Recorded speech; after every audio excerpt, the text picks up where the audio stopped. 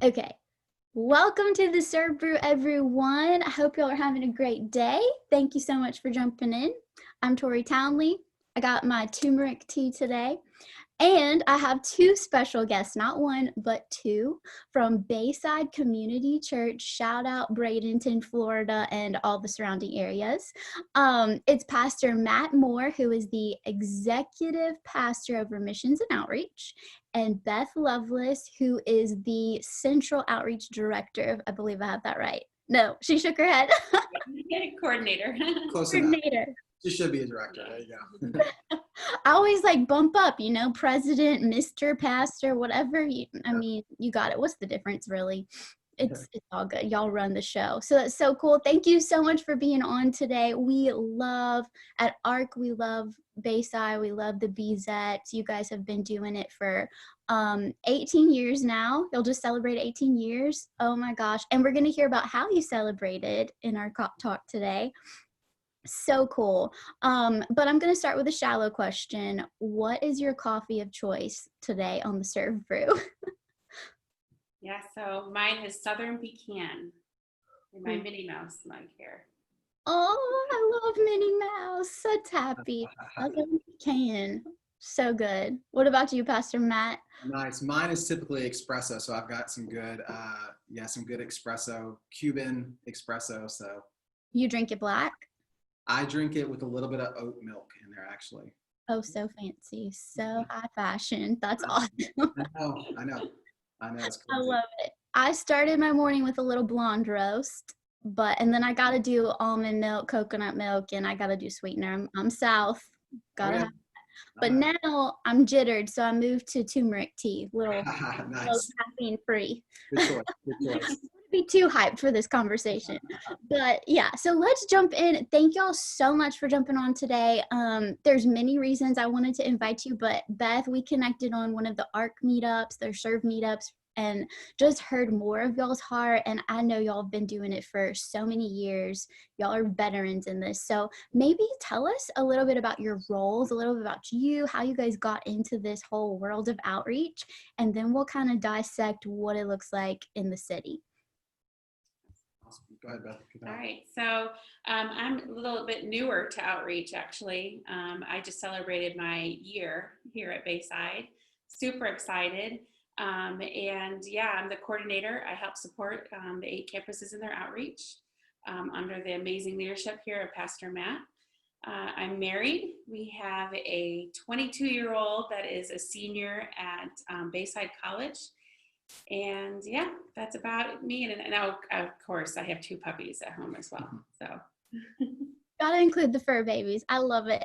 So what we can jump into, but like, what does central outreach mean? Like, that's a lot of campuses. What does your like day-to-day look like? Sure. We've been going through a little bit of changes, so we're kind of defining that at the moment. But basically, we're kind of resourcing. So we help with ideas. Each campus has different demographics. So it's really kind of finding out the vision of the senior pastor and what he sees and coming alongside and supporting any way we can. I love that. That's awesome. That's exciting. I'm excited to get deeper into all of that and y'all's big vision. But Pastor Matt, tell us about you personally, family. If you got fur babies, let's chat about them. Awesome. Yeah. So I moved here actually 18 years ago to help start Bayside. So I've been here since day one, the beginning. And so it's been cool to kind of see it grow and just the different phases. And actually, traditionally, my main role here has been youth ministry. So youth ministry is what I've done for really over 17 years at Bayside. But as you all know, anybody who's out there who's a church planner or who has planted churches, we all wear multiple hats throughout, our life at the church. And so missions and outreach has always been a passion and something I've been involved in. And so really just the beginning of this year is when I kind of stepped into that role, overseeing all missions and outreach. Is my main function. Yeah, were you going to say something? No, I'm saying now, sorry. Yeah, no, you're good. So that's my main role here. And so I have a beautiful wife. We've been married for just over 13 years. I got 2 kids, 7 and 9. And we do have a puppy, a little Morky. He's a little fur ball. So that was, Yeah, so that's me, and yeah, I love what I get to do here and be a part of. Honored to be a part of this house and under Randy's leadership. So Dude, that's so rad. I love it. You've seen some seasons then, just like ebb and flow, ups and downs. You've got to, yeah, wow. You've seen the whole story unfold, and that's so cool. I think it's so valuable too when like people on the team do get to wear different hats because it helps you have a holistic view of this is what we're about. Things feel like flood over. It's not just I'm stuck in my box. So that's really, really cool that you've had that. Okay, so give us, for people who aren't familiar with Bayside, obviously it's one of the big pillars of our whole ARC family, but tell us like what's the DNA there? What's the makeup of everything? How do you guys flow? What's your culture? yeah, that's good. And feel free to chime in, Beth. I would say as a whole, and I know this sounds very archy, like in the ARC world of things, but I would describe it as a very life-giving church, very community-driven. And so from the beginning, actually it's something that Pastor Dino Rizzo told Randy when he was first starting the church. He told him to not just pastor the people who came through the doors, but to pastor the whole community. And so that's something that Pastor Randy grabbed onto early on. And honestly, as a staff, he's invested and instilled that value in all of us. And so I think since day one, I mean, honestly, before we even had our very first service, we were out in the community doing outreach and things to reach the community. So that's always been kind of a driving force behind Bayside. And again, to your point, that's shifted. It's had ebbs and flows and restructures and all kinds of stuff, but that's always been an essential part of us is let's pastor the community, let's pastor the city, not just the people who come. Right. And I think I would add, because I am newer, my perspective is it's home, no matter who you are, whether you're somebody visiting for the first time or your staff. And that's something, they always say on Sunday morning, welcome home. And it truly is. So. Yeah, it's good. That's so cool. And that's not every church that can get a vibe like that to make people truly feel like I'm at home. And so that's amazing and such a testament to the work that you guys have put in. And it's so evident even from just watching you guys on Instagram. I don't think I've actually ever gotten to visit Bayside in person, but from social media, just from the presence, you can tell that you guys are just energized, you're ready to serve the community, you're active, and it's such a cool story that you guys were serving before the church even launched, because that's something we share with our newer churches coming up. Like, you got to get in the community. It's about the city, it's about the people. So that's awesome. Even back in the day, that's what y'all were all about. Okay, so there's so many places I want to go, and I just keep thinking of more and more praises to sing over you guys. Like, there's the Dream Center that you guys have. We want to jump into that in a little while. I was in a meeting with Pastor Matthew Barnett one day. Our whole team was with him, and he bragged about how incredible this Dream Center was, and he just got to visit and he loved it. And then you guys have contributed so much to Servolution resources lately, especially lately. The birthday blast quick guide, you guys sent that over during when COVID first started, and then the hurricane preparedness bucket. We're going to get into that at the end of the episode, so listeners, please stay tuned. They're going to dissect this really cool idea. Obviously a big need right now. I live in Louisiana, so I'm like, oh gosh, dodge the bullet, oh Jesus, help us. It's insane, hurricanes everywhere. So great idea they're going to share with you guys. But let's jump into, tell us about the city that you guys are in. And I know you're in multiple communities, but kind of just what's the culture? What are the needs? What makes your area unique? Yeah. Wow. I would say it really depends on the campus. We really range. We have some campuses that, the demographics are not as much need driven. And then we have other campuses where it's primarily need driven. And I am newer to Florida, so Pastor Matt could probably get more into that. But I think that's probably the biggest challenge is really finding out the needs around each campus. Yeah, I think that's a good point. I think it is because so we have our 8 locations currently we're across 4 counties though at the moment. And so it is true. A couple of our counties here are, honestly, they're probably wealthier, upper middle class areas predominantly. But then we have another campus that's located more in the middle of the state, which is a lot of migrant farm workers. And it's just a completely different culture out there. And so it does vary quite a bit depending on where you're at with the campuses. one of the things I think that has been a win for us, and this is relatively new, that I'll share, is we started, so our team, we kind of back really, I guess the beginning of the year, as we were going through this whole COVID season that we've all been in, and we were doing a lot of outreach in the community to respond and try to be, the hands and feet of Jesus in the community during COVID. But in that season, one of the things that we really started to do was we started to really shift all of our outreach to more of a locally owned, locally expressed. Before that, everything was pretty centralized. So we've really tried to give ownership back at the campus level so we can address those needs.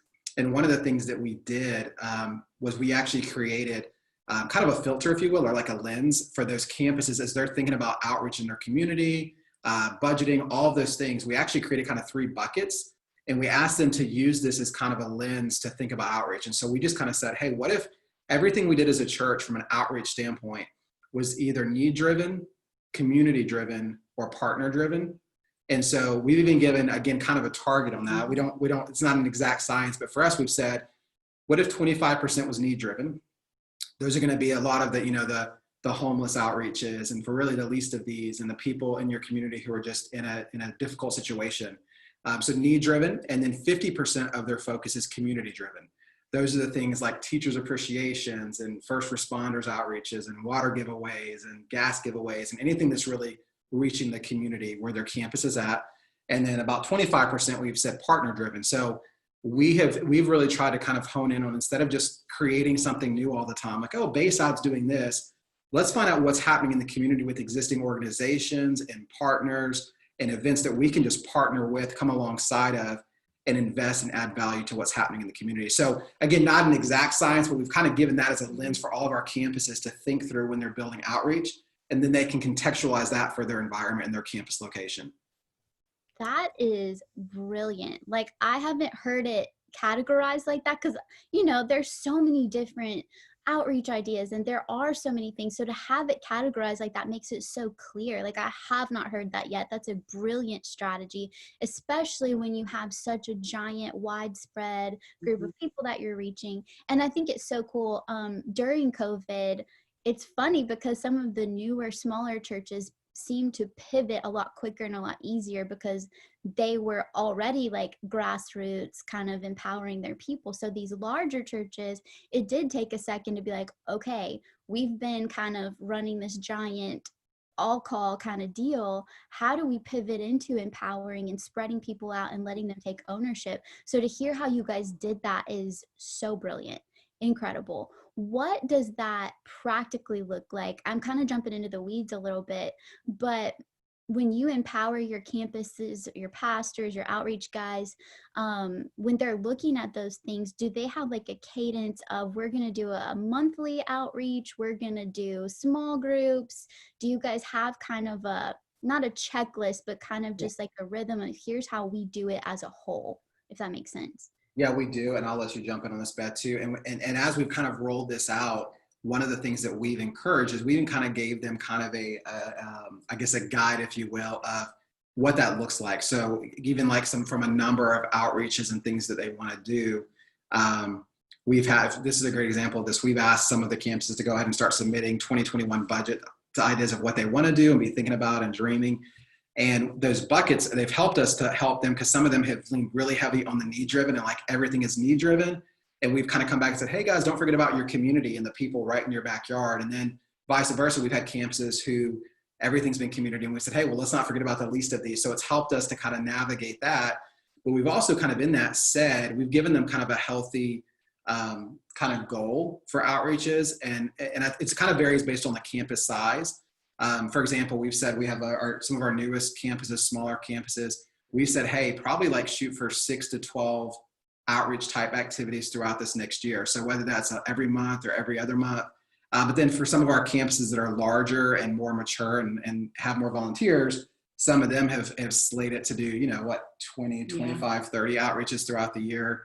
And so it kind of just varies really. I think that's what you're asking, but it kind of varies. I would say it kind of varies based on location and size and maturity of the campus. Mm-hmm.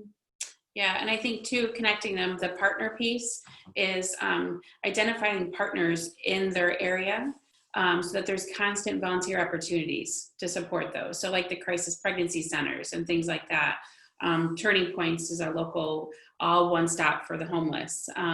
Things like that, just to make sure that we're on an ongoing basis, making sure that we're supporting them as well. That is fantastic. Oh my gosh, y'all are brilliant, seriously. Okay, so I have you pointed at Beth if you're listening on the podcast.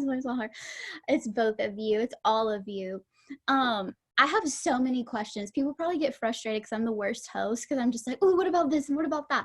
I send you these these interview questions ahead of time and then I don't follow them. I'm sorry. Okay, I can't decide where to go. Let's talk about, if I am a volunteer, I'm brand new at one of the campuses and I'm just like, I know I want to serve.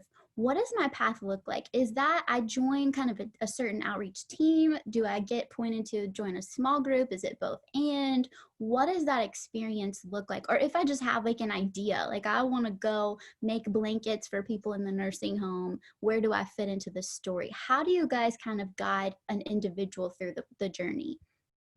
Sure. I think we're, again, with some of the restructuring and kind of let it be campus owned, we're kind of figuring out that process. But we have an identified staff member at each campus over outreach. And so if somebody wants to serve, they would whether fill out the Connect card and it would select outreach. That card gets sent to the person over outreach, and then through that process there's a conversation, an email, kind of finding out their heart, where's the best place to plug them in. And so whether it's we used to have the adopt-a-blocks or going to serve the homeless, so kind of figuring out what outreach looks different for different people, so just that conversation and getting them plugged into the right place. We've also, one of the things I'll add to that we've kind of that we've tried to do as well when it comes to the outreaches and like them being able to kind of make it easier for people to kind of get engaged. So in the past, what I would say is one of the challenges that we saw was everything was very team heavy, group heavy, sign up, be a part of the team, commit to coming every week to something. And the reality was, for us in our culture, we just found that wasn't really working. We would have volunteers who were getting burnt out, and new people were having a hard time engaging with outreach because it felt very like a huge commitment. And so what we've tried to do now going forward is we've tried to create more of a vibe of kind of the event kind of driven things where it feels like, hey, I'm committing to come out for this one thing. I'm not having to be a part of a team committing to every week or every month. And so a lot of we still have groups, we still have consistent ones that are happening, but we've tried to make it be more of an entry level, easy to engage. And we're still working through some of these systems, but we've actually learned a lot, even just like with the Serve app and some of those kind of things of just making it easy for the user to engage and sign up and get involved.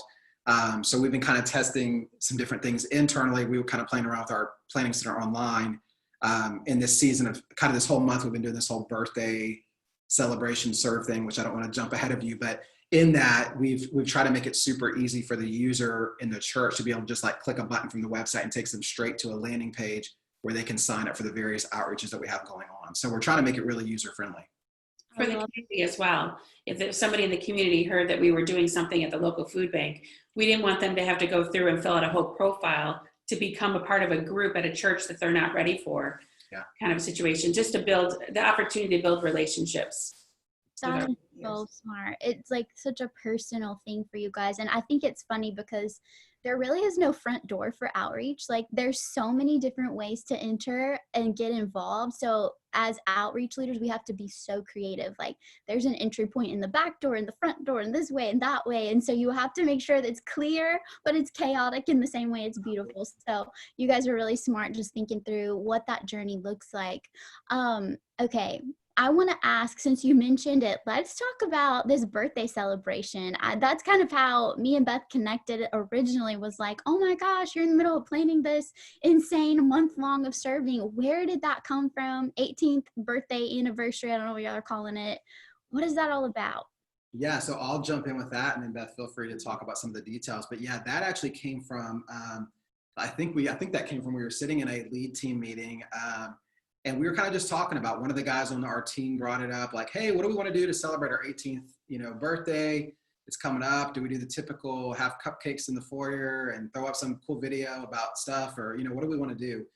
And I think it actually it might have come from our lead pastor, from Randy, or one of the other guys on the team just said, hey, what if we continue to just serve the community and do some stuff out in the community to celebrate our birthday. And I think that came from, so rewind a month or so earlier, again, because we weren't even having in-person services yet here locally.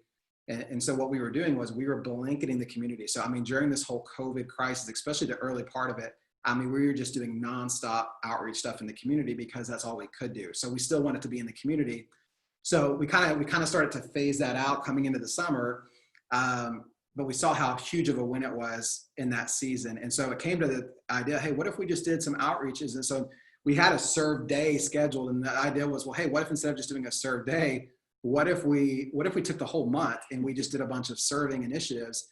And so I brought it to our team and we loved the idea and we just started brainstorming, and Beth was instrumental in that. And we actually, to give it some focus, we actually, for the 4 weeks in September, we basically each week gave a different focus for each of the campuses to build on. Actually, Beth, you want to hit those? What were the focuses we gave for each week? Yeah, so for the first week, we basically did loving our community. So whether it was your next door neighbors, doing some yard work for your elderly neighbors, things like that. Also blood drives. So that was the first week.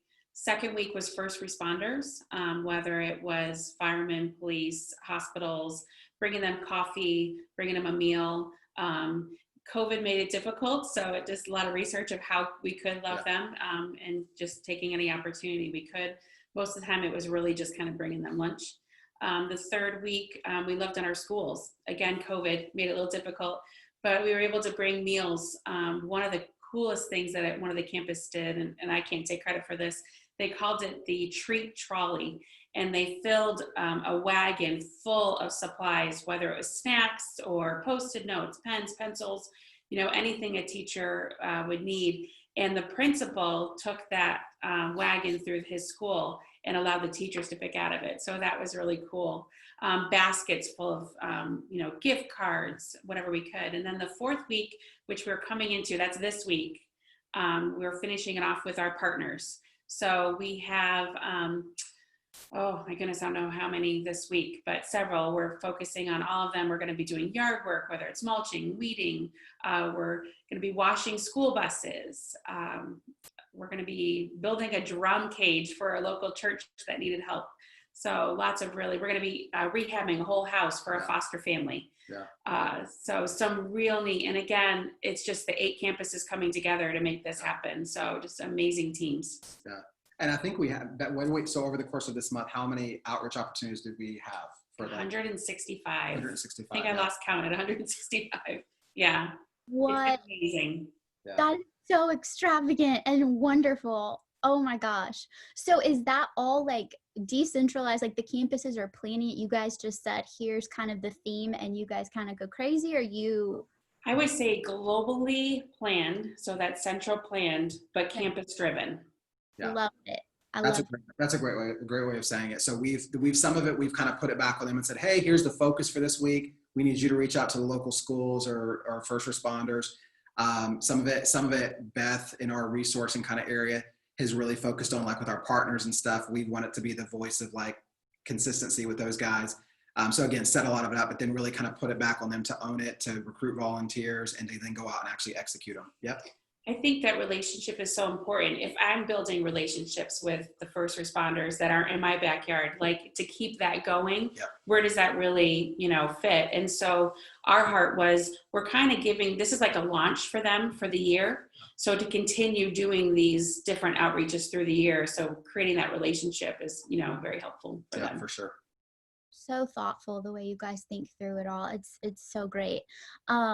How did you pick these themes? Because they're pretty specific, but also they really go well with the buckets that you mentioned. So I think it's really cool. But how did y'all pick some of these specific ones? Well, I would say I think the buckets that we created, that lens, that filtering kind of thing we talked about, was really the driving force, because we want to try to operate in that vein. Like, again, that's kind of some new vision, and focusing on those kind of 3 buckets was really the driver behind what we did. And then some of it came from really, like I said, some of that was based on what we saw during the COVID season, and just some of the need we saw. So case in point, like doing some of the stuff with the medical and the first responders, that was driven from, we had done quite a bit of that during our COVID response early on, and we saw the impact that had. And so we decided, hey, let's continue some of those. I think the things with the teachers, we've done teachers appreciation types outreaches for years now at some level. But then also just knowing the season they're in. I mean, teachers and schools and all the stuff they're navigating and unprecedented times they're going through. We thought, let's really make that an effort as well. And then I think with the ministry partners, obviously that ties in with the bucket we talked about partner-driven outreach. But then also within that vein, we also said, hey, like, let's, and Beth has really kind of driven this, but we said, we have all these ministry partners in the community. Some of them we, give financial contributions and different things to, but we also said, hey, let's make it bigger than that. Let's really find out what needs do they have in this season and how can we partner with them beyond just cutting a check. Let's actually get out there and help them with some of the projects and things they have. So smart. It's just like you guys are following the favor and building on what you've already been laying the foundation for, and it's so cool and elevating it. It's brilliant. I've said brilliant probably 500 times in this podcast, so you guys really are. Okay, so I want to shift gears a little bit. We have to talk about the Bradenton Dream Center. Can you tell us, like, the vision of that? Where does that fit into this whole big picture? I talk to a lot of churches who want to start a dream center or have one, and they're kind of like, but what does that mean? Is it like a campus, or does it resource all of the other campuses to do out? What does it do? And every dream center is different, but what is y'all's all about? Yeah, no, that's a great question. I would say this. So I think Pastor Randy always has had it on his heart for years to do a dream center. I know him and Matthew Barnett are friends. He's been out there. He's seen the dream center. So Randy's had it on his heart for years, really, to have a dream center. But I think even for him and for us as a church, it shifted a little bit about what that was going to look like. I think as we actually really kind of started digging in and opportunities arose for us to have a dream center, it became less about like, hey, let's not try to like necessarily copy what anybody else is doing. Let's really dig in and find out in this community, what are the needs and what are the things that we can facilitate. And so really for us, it became just that. So as we started doing our research and digging in with other organizations and ministries in the area, we found that in the area where our dream center is, for example, there's quite a bit of homeless population there and things like that. But the reality is there's a lot of organizations doing a lot for the homeless in our community. And so for us, we said, hey, that's not the greatest thing. So we just really started to kind of find out what are the needs. And for us, the greatest needs we found in that community were really when it came to kids. So the next generation with kids and with school and like tutoring and just some of the academic needs and things like that. And so that's really the focus of our dream center. Is focused on kids. And so we have after school programming where we tutor kids, and kids are being helped with their school and education. And we've done a lot to help their families as well. We do things every Christmas to bless them. And we, during COVID, probably for 8 or 12 weeks, probably 3 months, I think, of COVID in the early part, every week, these families that had kids in our after school program were coming and picking up a week's worth of groceries for free. So we've done a lot of stuff to help them beyond just the educational side. But that was the greatest need that wasn't being fulfilled in that area. And I think for us, what shifted is I think we'll probably in the future launch more dream centers, but I think they will be focused on whatever the need is in that community where we launch it. So instead of it feeling like, we just didn't want to, again, I think it shifted for us from the, hey, we're going to carbon copy what somebody else has done to, hey, like, no, let's be really intentional about what the needs are in that community. And let's let the dream center kind of unapologetically be about that. Now, for us, I will say, because you did ask this question about, is it a campus? So It is a campus for us as well. So on the weekends, it's a Bayside campus. But then throughout the week, we have full Dream Center programming happening. And again, predominantly focusing on kids and the next generation.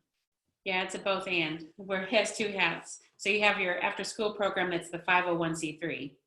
And then you have the campus. Okay. I was going to ask that. Does it operate as a separate 501c3? Are you guys funneling? I love how you found the sweet spot. Like, that is the heart of a dream center, that it reflects the needs of the community, that you're not coming in and, like you said, copy paste. You can't do that. It has to be a reflection of the community and those needs, and it's layerable. So once you discover one need and you start meeting it, you can add to it, and that's how it grows, and that's awesome. Or it might be spread out. Other campuses start dream centers. How does it work? So it's in Bradenton. Do you guys like offer it as an opportunity for church members to serve as well? Is that one of your outreach teams? How far is it from other campuses? Just trying to get kind of a picture of how it incorporates into church life, if that makes sense. Yeah, that's a great question. So I think, again, we're kind of in the midst that the Pastor Sam, who's the pastor at the Dream Center, is really kind of digging back into the roots of what the vision was for the Dream Center. We were doing a homeless breakfast there for a little while and serving, and he really just felt for the Lord he needed to get back to what the vision was.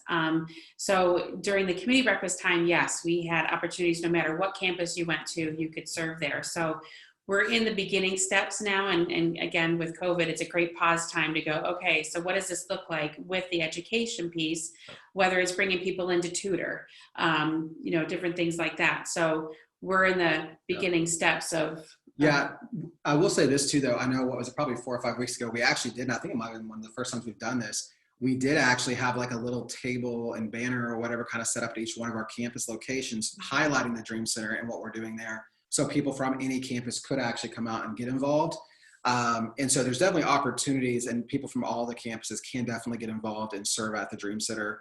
I think you asked about distance. It's actually somewhat centrally located.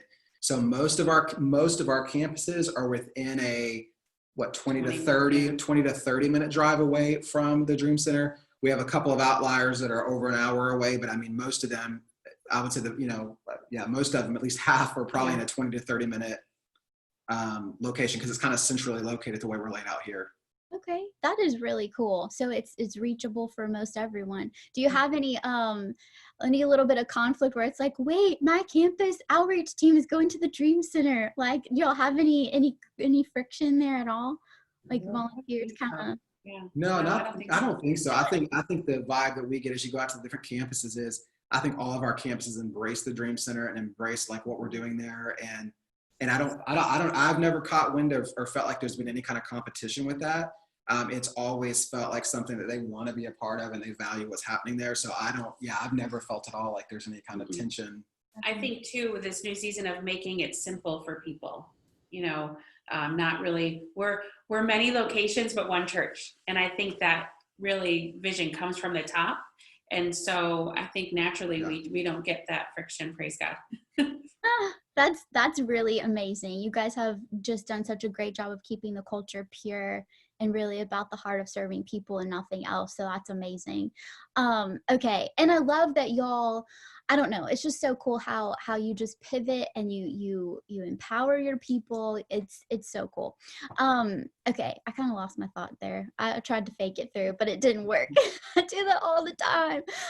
Podcast life. Okay. I want to. You're doing a great job. The struggle is great real. job. Yes. It's real. You get it.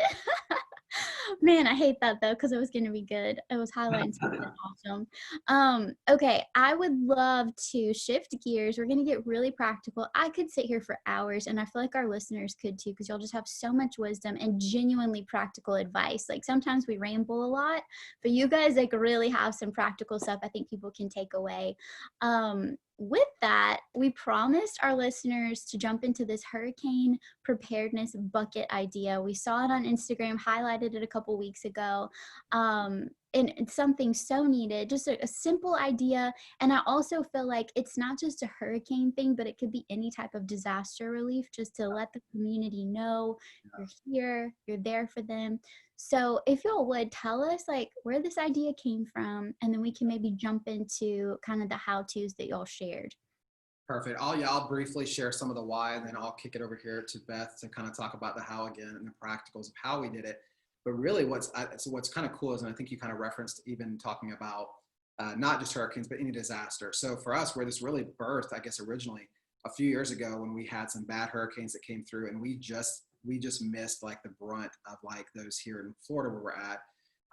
But other parts of Florida obviously were hit very hard, down in the Keys and some of the southern parts, middle of the state. So we at that point decided like, hey, we're going to respond. And we became like a hurricane response kind of thing here at the church. Our campuses became the warehouses. And I mean, it became a full thing. So we've kind of had that with hurricanes the last couple of years.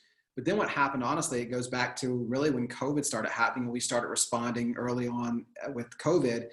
Again, I sat down with our team and I just kind of said, hey guys, so we've done this disaster relief with hurricanes, but hey, I think we've all learned we need to think beyond just hurricanes. Like, what if we came up with what is our response going to be to any kind of situation?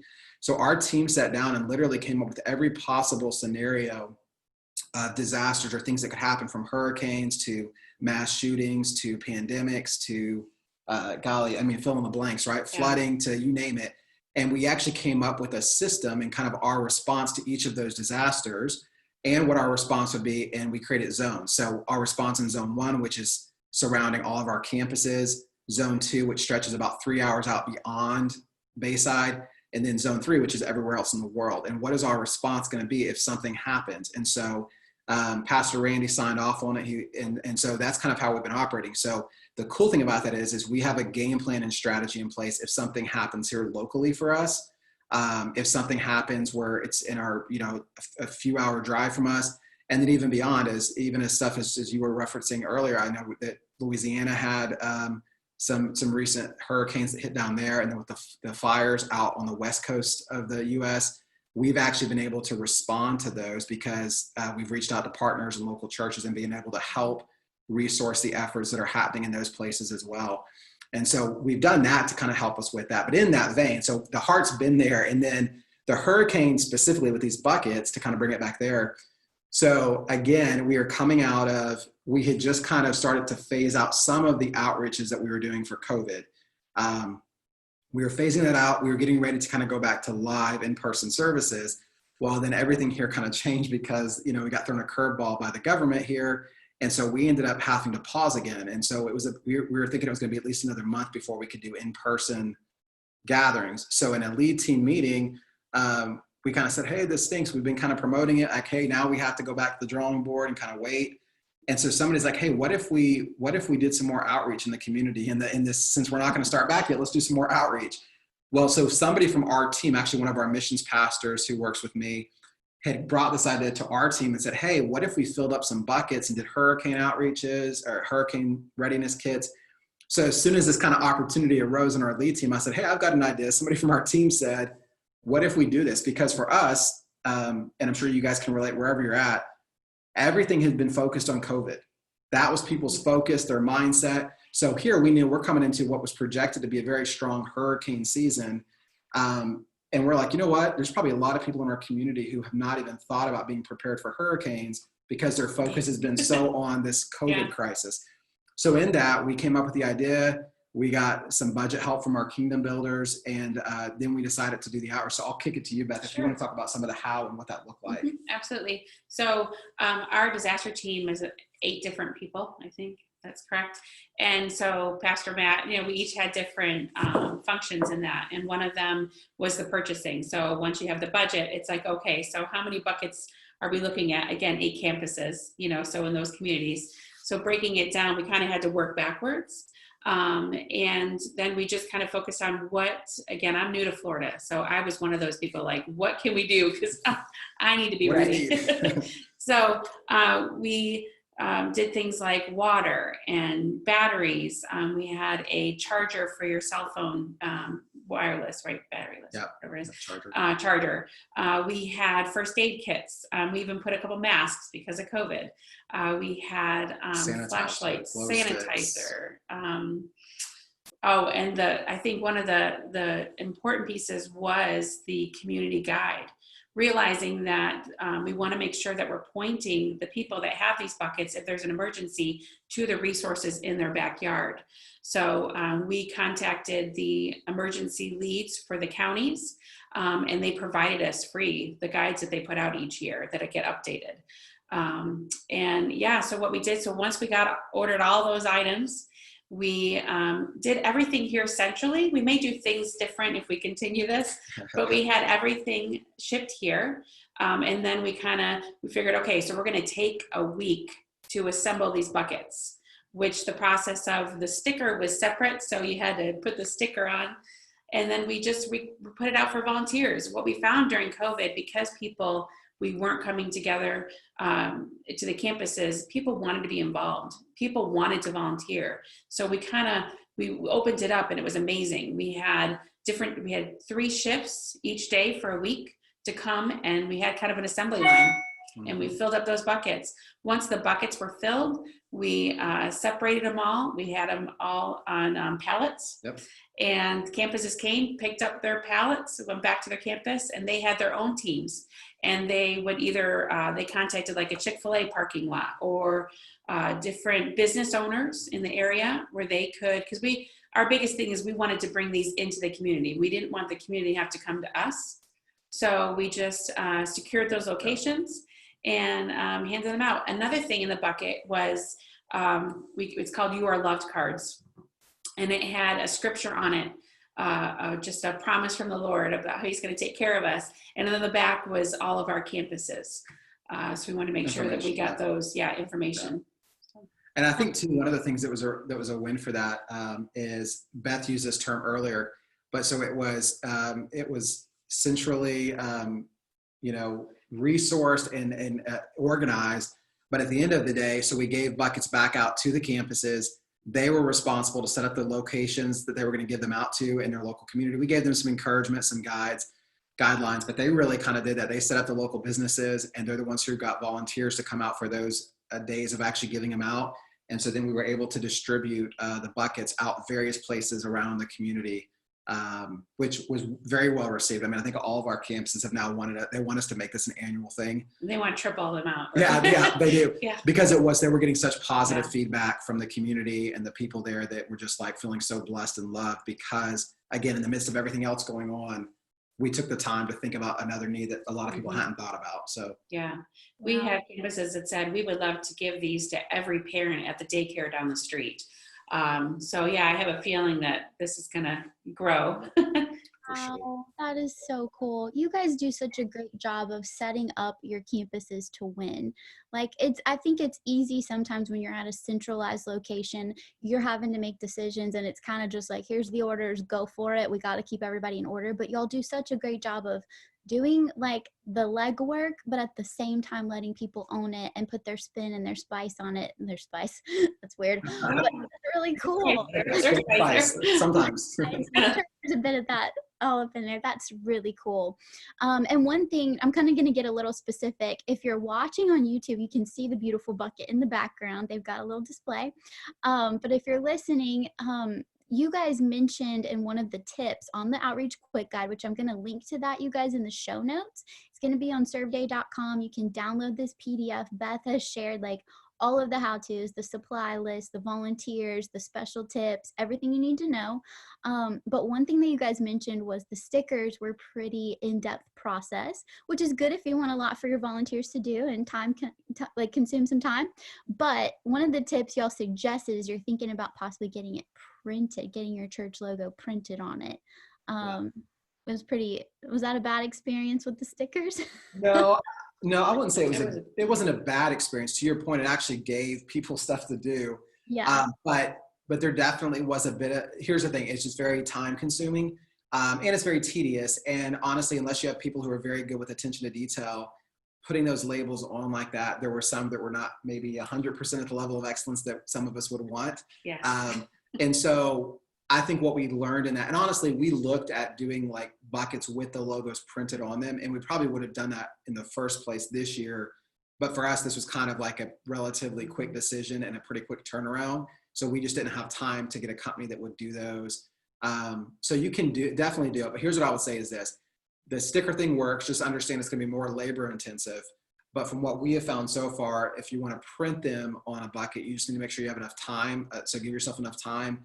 And also from what we found, I feel like to print them on the buckets was a little bit more pricey.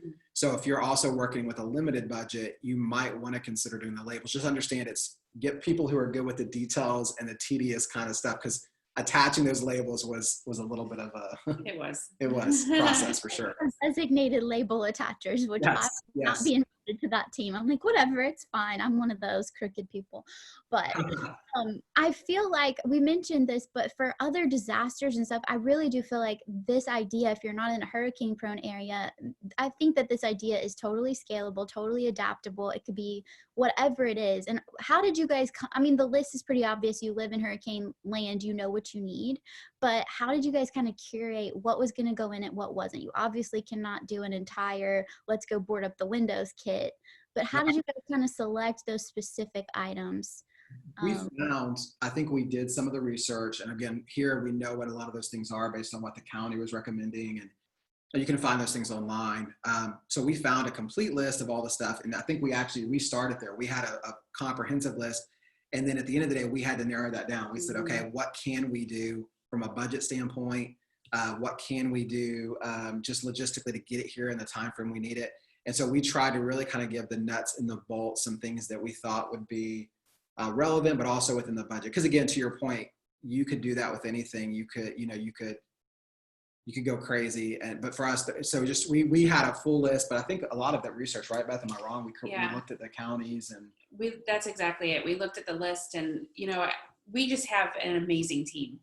That ideas that come forth when we're sitting around a table is just Holy Spirit led, and it's just really neat to see that happen. And so just as you start talking and looking at the budget, I mean, there's so many more things that we wanted to do. But realistically, I thought we should have snacks in there, but I'm not a Floridian. And someone's like, well, that could sit in a garage for a year, so that might not be a good idea. So really, it's just a lot of conversations. We also wanted to make sure we left room in the bucket, because this really is a starter kit. There's people that can open that and make it specific. You want to add your diapers or whatever you want to do. So we wanted to make sure we didn't fill it too tight. So, you're working with a budget, you're working with your demographics. So, but I think too, Tori, something you said, I think is huge, because I think regardless of where you live in the country or even the world, really, it doesn't have to be hurricane. Maybe hurricanes is not something you deal with, but I mean, maybe if you live up north, maybe it's nor'easters, or maybe it's blizzards, or maybe it's, if you live, I grew up in North Alabama, so part of Tornado Alley there. Maybe it's tornadoes is a common thing, and you could be out without a power for a day or so. I mean, what are the things really wherever you're at? Maybe out west on the West Coast, it's fires or earthquakes. I don't know, but whatever those things are, I think honestly, the principle I think you could take and figure out what are the things in your community that you guys deal with on a somewhat consistent basis, and how could you bless people with something like this? So again, I think hurricane is for us a relevant one. But again, I think depending on where you live, it could be really anything. You put those hand warmers in there if it's absolutely. So good. That's so good. It's like a Book of Revelation preparedness bucket, really. No, but I think it's so cool, because some churches maybe don't know, like, where do I even begin with disaster relief, which partnership is huge. And I think this idea is a great, it could be something that an established church does, but it could also be something that a brand new church does. It's kind of simple. You can collect donations, whatever. And hopefully these guys don't need these buckets. But I also love that you guys took so much time to think through what is our plan when disaster strikes our area or surrounding areas in the world. Because a lot of times it does throw you into a panic when it hits you. It hits you personally, it freaks you out. But especially as a church, just to even have a couple of things figured out, it's going to hit you sideways no matter what. No one is made for disaster, but if you can think about it ahead of time, ask some of those specific questions. We need to do a podcast on disaster relief. I'm gonna have to put that one together. But that's cool. And you did say something that, I don't know, you might have done this. We did open it up for donations. Were you say that for water, batteries, and flashlights were the three things that we did open up, because we found during this time, again, COVID, people are like, how can I help? And so just by putting buckets out and allowing people, I mean, we did pretty well with those items. That's cool. People really want to get involved right now. That's awesome. Okay, so we're coming up on our time, but two last questions. One is, what is inspiring you personally right now? We love to ask that of our heroes. You guys inspire us, so we want to chase your trail and figure out what's inspiring you. Is it a book or a podcast or sermon? What's on your list right now? Wow. So our church is doing Psalms right now. And so I think that's been for me, no matter who's speaking, just digging deep. How many times do we read, if you read a Psalm a day, how many times have I read this Psalm, each year? But really taking it and digging deep has just really caused me to go deeper in the Word. As well as Pastor Randy has an amazing podcast, and I love to listen to Joyce Meyer's podcast when I get ready too. So I think for me, that's kind of where I'm at. That's cool. For me, I think probably for me, it's been a book. So kind of back the beginning of, I know we refer to everything now as like COVID, pre-COVID, post-COVID, COVID season, but at the beginning of this year, I read a book called The Ruthless Elimination of Hurry. And that book has been a game changer for me. Like if you've read it, you know what I'm talking about. It messes with you. It's not one of those books you can just read and put down. Like it's messing with you the whole time. And so really in that, I felt like God was just speaking to me for this year about leading and living from a place of rest and health. And as crazy as it's been in this season that we've all come from, in some kind of weird ways, it's actually created more capacity and more downtime. I mean, we went months without having weekend services. And so actually in some weird ways, I feel like God's actually used the season that we're in to help me get better about just living and leading from that place of rest and getting kind of back to Sabbath and a day of rest. And so anyhow, so for me, that's really kind of what God is speaking to me right now and kind of been doing through that book has been kind of That is so funny. I like right before COVID hit, I did not read this one yet, but I was listening. He's got a podcast. It's John Mark Comer, right? Yep. Yeah. So he did a podcast with Jeff Bethke because they both had books kind of on similar themes, and they did a podcast I listened to. Oh my gosh, it's so good. I'm going to order the book too. We'll link to it in the show notes. Everybody should read these books. That's awesome. So funny. I did not expect you to say that. That took me off. I love it. All right, guys, last question. If people want to follow the story, follow the journey, get in touch with you guys, what's the best way to find you? Social media or whatever it is? Yeah, you like personal or the church or both? Or what's... Whatever you feel you would like people to reach out to you at. Okay, cool. Whatever you're comfortable with. So I would say, from a church standpoint, on our social media, we're at My Bayside Church. As well as our website is mybayside.church. So those are kind of the ways you can find the church as a whole. Also from like social media, I'm at PS Matt Moore would be my handler. That's a great way to get in touch with me. Beth, I don't know if you have personal ones you use. Or... Yeah, just you can find me Beth Loveless on Facebook, and then Beth.Loveless at My Bayside. Yeah, and both of our emails as well. You could always from the church website. You could get access probably to our emails and things like that, which we're more than happy to. I mean, if there were questions or things, we'd be more than happy to answer those or respond to those. So you can get both. Our emails are available on the website as well. So you guys are rad. That's awesome. And if anybody listening wants to get in touch with them too, you have trouble finding it, just email me, Tori@serveday.today. We can get you guys in touch. But thank y'all so much for the conversation today. Seriously, stellar stuff you're doing. I think everybody needs to come visit when COVID's over. So get ready. We're all welcome. Thank you so much for having us. It's been our honor. For sure. No, thank y'all. It's our honor. Seriously. We love you guys from ARC family. But thanks so much, listeners, for jumping on today. And we will see you next time on the Serve Brew. Have a good one.